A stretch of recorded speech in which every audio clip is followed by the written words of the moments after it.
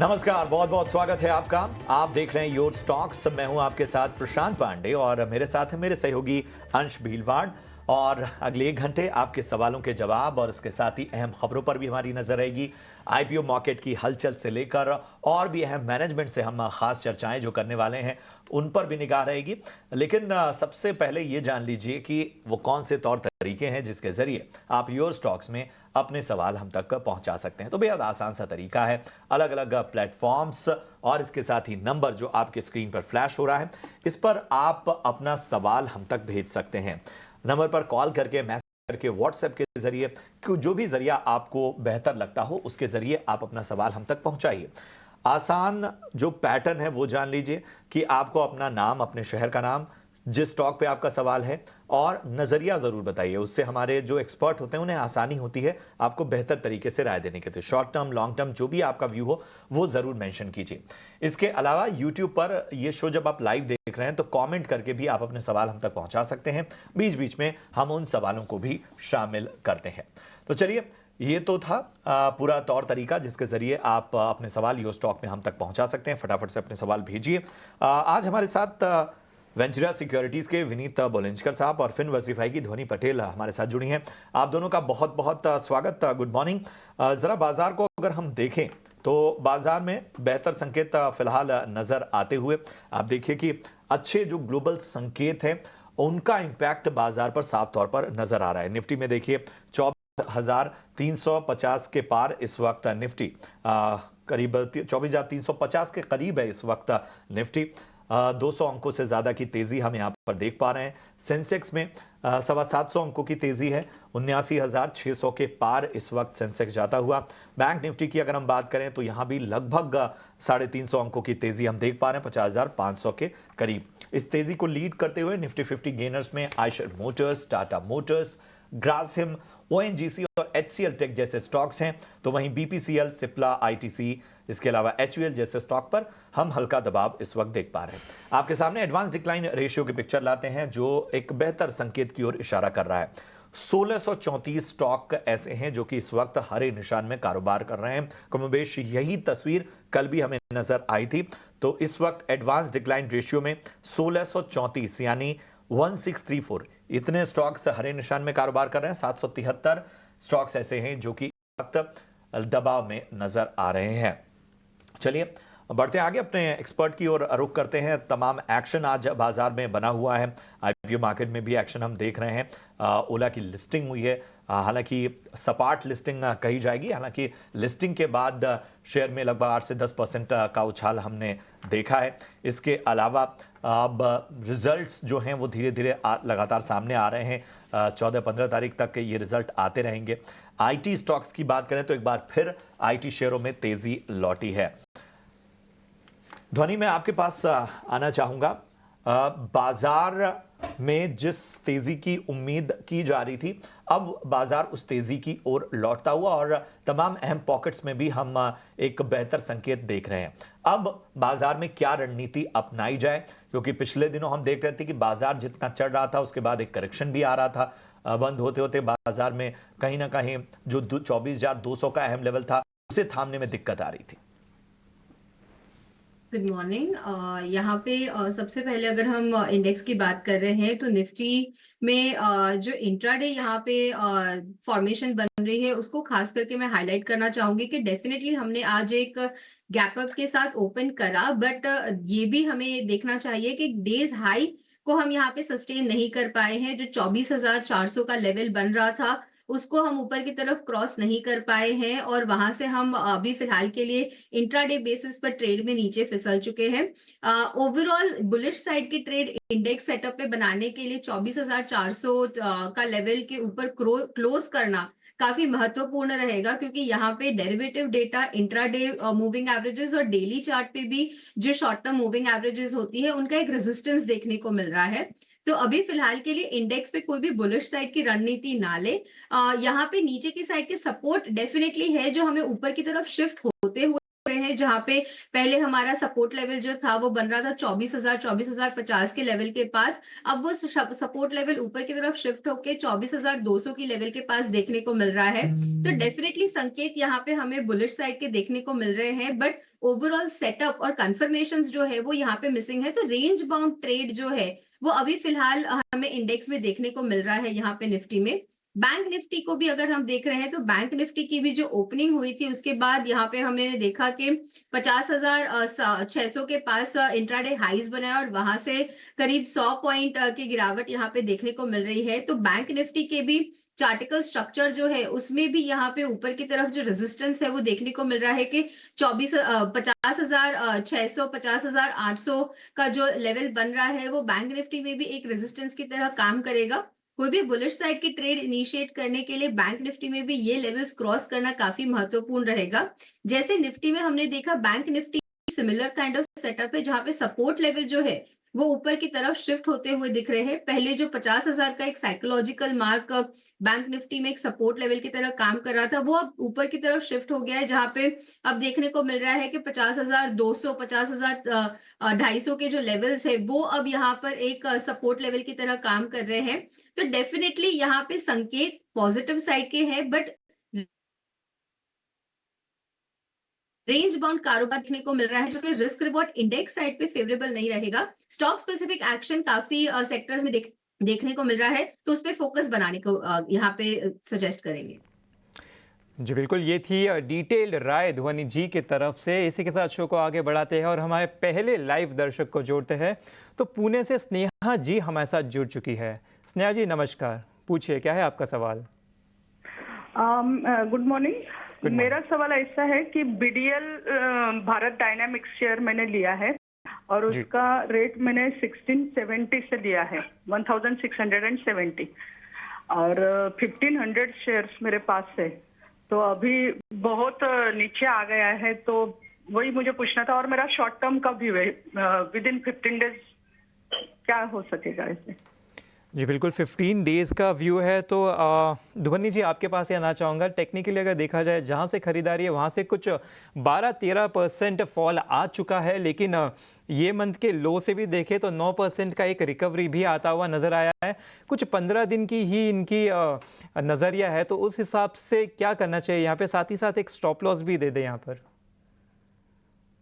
Definitely अंश, यहाँ पे अगर हम देख रहे हैं तो ओवरऑल इनकी खरीदारी जो है वो ऊपर के भाव की है। अगर हम देख रहे हैं तो करीब जुलाई के पास ये भाव देखने को मिल रहे थे। उसके बाद स्टॉक ने यहाँ पे लगातार नीचे की तरफ का मोमेंटम दर्शाया है। अगर 15 दिन का नजरिया है तो यहाँ पे मुझे ज्यादा कोई एक बुलिश साइड के मोमेंटम नहीं देखने को मिल रहे हैं, क्योंकि स्टॉक एक रेजिस्टेंस के पास वापस से आ चुका है। इंट्राडे अगर आप 30 मिनट्स के चार्ट को पुल करते हैं तो वहां पे भी स्टॉक अपनी जो 200 की ईएमए है उसके ऊपर क्रॉस नहीं कर पा रहा है। अभी फिलहाल के लिए मेरी इनसे यही सजेशन रहेगी कि ये रेजिस्टेंस अगर ब्रेक होता है तो आपको एक बाउंस मिलेगा इसके अंदर, जिसके अंदर आप एग्जिट कर सकते हैं। बट बाउंस भी अगर आप देखें तो यहाँ पे 1530 से लेके 1555 के लेवल तक का ही एक बाउंस मिलेगा। नीचे आपको जो स्टॉप लॉस मेंटेन करके रखना है तो आप नीचे की तरफ में यहाँ पे पोजीशन को होल्ड करें। स्टॉप लॉस जो है यहाँ पे वो 1390 का बनाए रखें। तो ये है नजरिया इस वक्त आता हुआ। चलिए बढ़ते हैं आगे। वरुण हैं हमारे एक दर्शक जिन्होंने व्हाट्सएप के जरिए अपना सवाल हम तक पहुंचाया है। शिमला से हम तक का सवाल इन्होंने पूछा है। Nippon life India asset management पर अपनी राय जानना चाहते हैं और बहुत ही शानदार स्तरों पर इन्होंने खरीदारी की है, 258। जी हाँ, और अच्छे खासे मुनाफे पे इस वक्त वरुण बैठे हुए हैं। और जाहिर सी बात है जब इतना मुनाफा हो तो एक राय ज़रूरी हो जाती है, क्योंकि आप देखिए कि 258 रुपये का शेयर इस वक्त 654 रुपये तक पहुंच गया है। विनीत सर, मैं आपके पास आना चाहूँगा। Good morning. बताइए, जो अच्छा खासा मुनाफा है, क्या इसमें से कुछ बांध लिया जाए या अभी और पोटेंशियल आपको दिख रहा है? नहीं, देखिए, हमें डेफिनेटली लगता है कि यहाँ से और थोड़ा बढ़ सकता है मार्केट। तो हम ऐसी राय देंगे कि आप इसको होल्ड करके रखिए। निवेशकों का एंट्री अभी इंडियन मार्केट्स में सिर्फ जारी रही है और ये जो म्यूचुअल फंड मार्केट है वो अभी तक नेसेंट स्टेज ऑफ ग्रोथ पे ही है, तो आप बने रहिए इसमें। आपने अच्छा एएमसी चुनी है और हम काफ़ी ऑप्टिमिस्टिक हैं इनके परफॉर्मेंस के ऊपर। तो आप डेफिनिटली आप होल्ड करके रखिए, आपको अच्छा खासा मुनाफ़ा हो जाएगा आने वाले दिन। बने रहने की सलाह विनीत जी के तरफ से निपॉन लाइव पर। इसी के साथ हमारे अगले दर्शक भी हमारे साथ जुड़ चुके हैं। अजय जी नमस्कार, बताइए क्या है आपका सवाल। तो मुझे जी सर, ये धनबाद से बोल रहे हैं, धनबाद झारखंड से। बिल्कुल। ये सर मेरा IOCL का 500 है 142। 142 तो जी जी, तो सर आगे इसको क्या करना है? जी, और आपका नजरिया क्या है? इसको होल्ड कर सकते हैं 3 से 5 साल तक। 3 से 5 साल तक होल्ड कर सकते हैं, ठीक है। एक्चुअली ध्वनि जी मैं आपके पास आना चाहूँगा क्योंकि स्टॉक में चार्ट पर देख रहा हूँ तो 3 महीने से 3 महीने से नहीं, एक्चुअली मार्च के शुरुआत से ही ये शायद एक रेंज में फंसा हुआ है 185 से लेके 155 के बीच में ही। तो क्या यहाँ से ब्रेकआउट दे के किस तरफ जाने की ज़्यादा आशंका है, तो इस हिसाब से आप अपना व्यू बताएं। जी बिल्कुल, यहाँ पे अगर हम आईओसी का स्ट्रक्चर देख रहे हैं तो डेफिनेटली जो एक रेंज बाउंड इसने बना रखा है, तो नीचे की तरफ सपोर्ट लेवल है वो हमें ऊपर की तरफ शिफ्ट होते हुए दिख रहे हैं, बट ज्यादा शिफ्टिंग नहीं देखने को मिल रही है। पहले 155 का यहाँ पे सपोर्ट था जो यहाँ पे अब शिफ्ट होके 165 के पास पहुंच चुका है। तो डेफिनेटली पोजीशन को होल्ड कर सकते हैं। इनको ऊपर की तरफ 185 के लेवल्स के पास वापस देखने को मिलेगा। स्टॉप लॉस बना के रखें 165 का, और जो प्रॉफिट्स है उनको एंजॉय करें।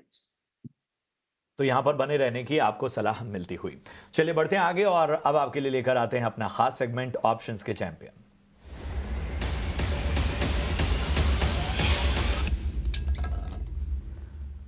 और ऑप्शंस के चैंपियन में अब हमारे साथ हैं एंजल वन की स्नेहा सेठ। गुड मॉर्निंग, बताइए ऑप्शन की रणनीति आज के लिए क्या होगी? तो ऑप्शंस में अगर हम देखें तो ऑटो स्पेस से टाटा मोटर्स ये काउंटर नियरली 3% ऊपर है आज। एक अच्छा फॉल दिखा था हायर लेवल से, उसके बाद थोड़ा सा कंसोलिडेशन के बाद एक बाइंग इंटरेस्ट देखने को मिल रही है। ऊपर के जो कॉल्स ऑप्शन भी अगर आप देखें तो 1100 की कॉल ऑप्शन में काफी अच्छी अनवाइंडिंग है, तो वो देखकर लग रहा है करके कि यहाँ से जो अपमूव है वो कंटिन्यू हो सकता है। तो आई वुड रिकमेंड कि 1080 की जो कॉल है वो बाय करें। 22-23 के रेंज में से बाय करना है। स्टॉप लॉस 14 का रहेगा, टारगेट 39 तक के रहेंगे।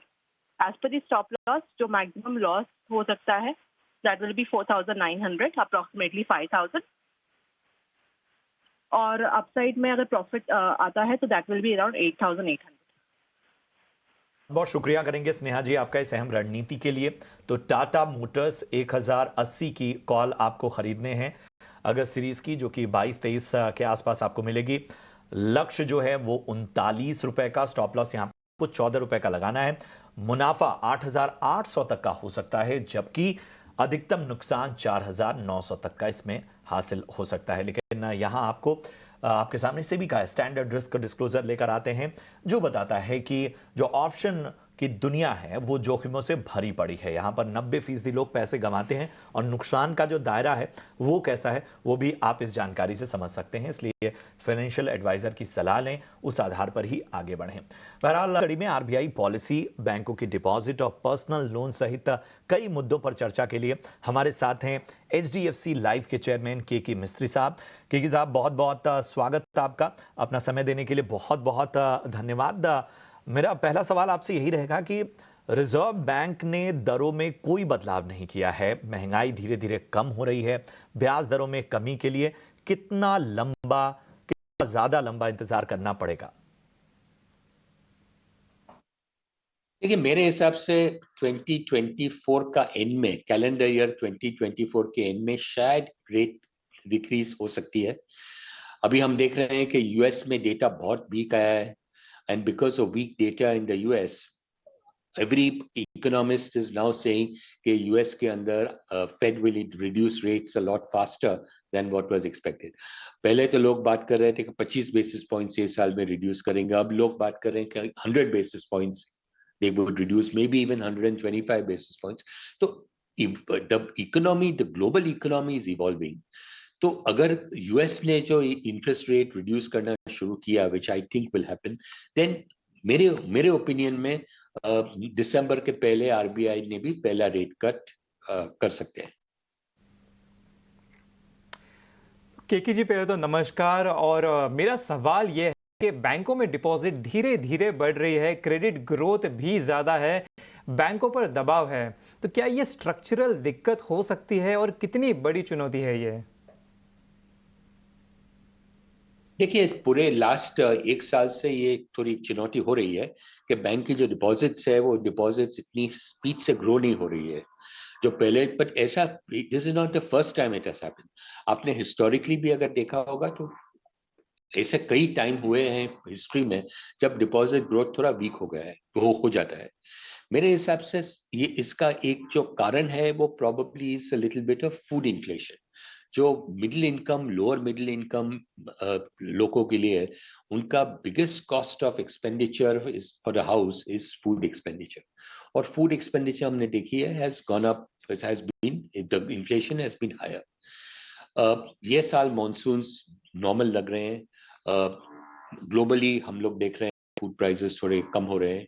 तो इसके हिसाब से मेरे ओपिनियन में by the time you come to the last quarter of the calendar year, food inflation भी मेरे हिसाब से थोड़ा कम, you'll start seeing lower inflation.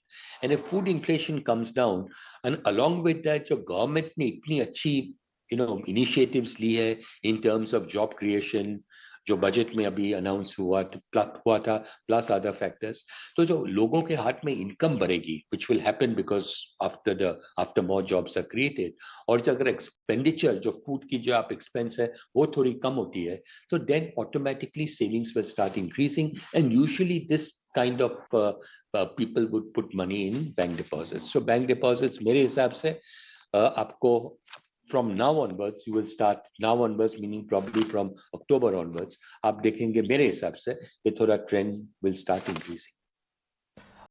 बिल्कुल मिस्त्री साहब, अब जरा जो चिंताएं हैं रिजर्व बैंक की, और जो जाहिर सी बात है वो पर्सनल लोन को लेकर भी ये चिंताएं सामने आई हैं, इससे क्या संकेत आप देख रहे हैं? क्या बड़ी शिफ्ट दिख रही है? इसे किस तरह से देखा जाना चाहिए? देखिए, आरबीआई ने नवंबर लास्ट ईयर भी वार्निंग दी थी सिस्टम को कि पर्सनल लोन्स, अनसिक्योर्ड लोन्स बहुत बढ़ रहे हैं। That time the growth in unsecured loans was more than 30%। Risk weights were increase, तब थोड़ा काफी सबड्यूट हुआ है अनसिक्योर्ड लोन ग्रोथ। और अभी जो ग्रोथ चल रहा है वो 22-23 के करीब चल रहा है। So that has been curtailed quite a lot. अभी RBI is seeing things in the system which we are not seeing by and large. तो अगर उनको लग रहा है कि ये जो टॉप अप लोन्स जो है, हाउसिंग लोन्स के ऊपर जो टॉप अप लोन्स होते हैं उसमें थोड़ा कंसर्न है, तो शायद they are giving an advance intimation to the market. अभी आपको समझना चाहिए what is a top up loan. अगर आपने हाउसिंग लोन ली हुई है and over 3 years you paid back say 20-30% of your loan, आपने 1 लाख की लोन अगर ली होती, आज उसकी 3 साल के बाद उसकी आउटस्टैंडिंग समझ लो 75,000 है, तो आप बोल रहे हैं कि अब मेरी प्रॉपर्टी की वैल्यू तो एक has gone up, loan amount has come down, तो ऊपर तो टॉप अप मुझे थोड़ा लोन दीजिए। तो ऐसे भी प्रोडक्ट्स होते हैं मार्केट में, and people lend money against a top up loan. अभी जो टॉप अप लोन की आप जो लोन दे रहे हैं उनकी मॉनिटरिंग इतनी क्लोज नहीं होती है जितनी हाउसिंग लोन की होती है। हाउसिंग लोन में क्या होता है कि आप जब डिस्पर्स करते हैं और dispersing money directly to the builder, so you know कि जो पैसा आप दे रहे हैं that money is going for the end use which is the buying of the property. But जो टॉप अप के लिए होती है उसमें इतना मॉनिटरिंग नहीं होता है बाय एंड लार्ज। तो उसके लिए may be RBI sounding a warning कि आप थोड़ा टॉप अप लोन में थोड़ा संभालिए और लैप लोन्स अगेंस्ट प्रॉपर्टीज में थोड़ा संभालिए। जी बिल्कुल केके जी, और बहुत बहुत शुक्रिया हमारे साथ जुड़ने के लिए और इन तमाम मुद्दों पर चर्चा करने के लिए। चलिए इसी के साथ शो को आगे बढ़ाते हैं, और हमें व्हाट्सएप पर बहुत सारे सवाल आ रहे हैं। वहाँ से एक सवाल पंकज जी का है, और इनका सवाल है इंजीनियर्स इंडिया पर। इनकी खरीदारी है, इनकी खरीदारी का रेट देखें तो 274 पर खरीदारी है, 250 शेयर होल्ड कर रहे हैं। हालांकि इन्होंने नज़रिया नहीं बताया है, तो विनीत जी आपके पास आना चाहूँगा। शेयर देखा जाए तो इनकी जो खरीदारी है वहाँ से कुछ 17% गिर चुका है ऑलरेडी, तो यहाँ से कुछ रिकवरी एक्सपेक्ट की जा सकती है? फंडामेंटली कैसा नजर आ रहा है? नहीं, देखिए, इंजीनियर्स इंडिया का ज्यादातर बिजनेस ऑयल रिफाइनरीज में आता है एडवाइजरी के हिसाब से। तो हमें लगता है कि आगे जाके बहुत बेहतरीन इनको ऑर्डर्स मिल सकते हैं, given the fact that India energy में क्षेत्र में काफी इन्वेस्ट कर रहा है, तो वो रिकवरी एक्सपेक्ट कर सकते हैं यहाँ से। लेकिन बाजार का रुख थोड़ा वीक होने के कारण उनको वो संभावना का